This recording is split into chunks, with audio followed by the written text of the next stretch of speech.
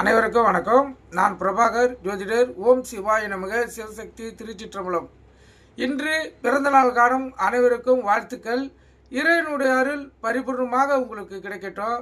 உங்களுடைய மனம் எதை எண்ணி ஆசைப்படுகிறதோ அந்த எண்ணங்கள், அதாவது ஆசைகள் நிறைவேறட்டும் என்று நான் ஆண்டவனிடம் வேண்டிக் கொள்கிறேன். இப்போ நான் என்ன சொல்ல போகிறேன்னா, இன்றைய ராசி பலன் தான் சொல்ல போகிறேன்.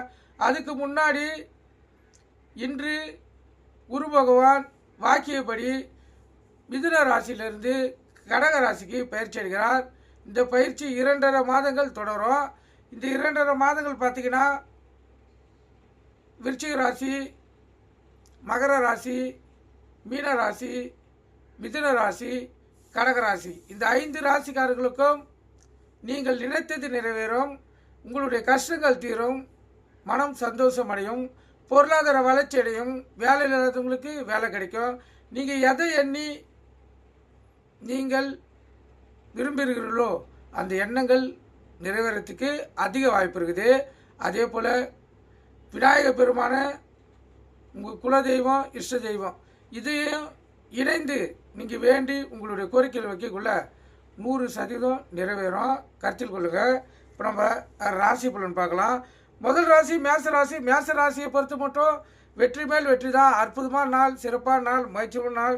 ரிஷப ராசியை பொறுத்த மட்டும் பணவரிய பொருள் இல்லை, அலைச்சல்களும் மனவேதனைகள் இருக்கும். அதனால் விழிப்புணர்வு வந்து உங்களுக்கு தற்காத்துக் கொள்ளுங்கள்.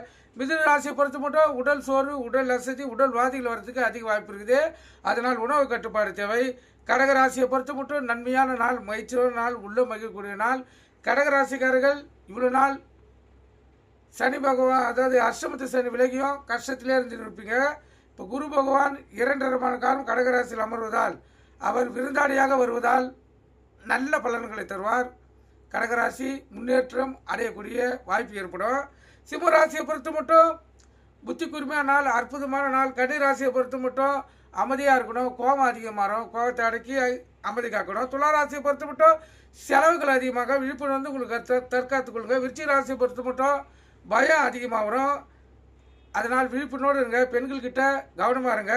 தனுசு ராசியை பொறுத்த மட்டும் கவலைகளும் மன வேதனைகளும் வரக்கூடிய நாள். உங்கள் இஷ்டத்தை குலதெய்வத்தை வணங்கிட்டு இந்த நாள் நீங்கள் செலவு செய்யுங்க. மகர ராசியை பொறுத்த மட்டும் இரட்டிப்பு லாபம் பெறக்கூடிய நாள், அற்புதமான நாள், சிறப்பான நாள்.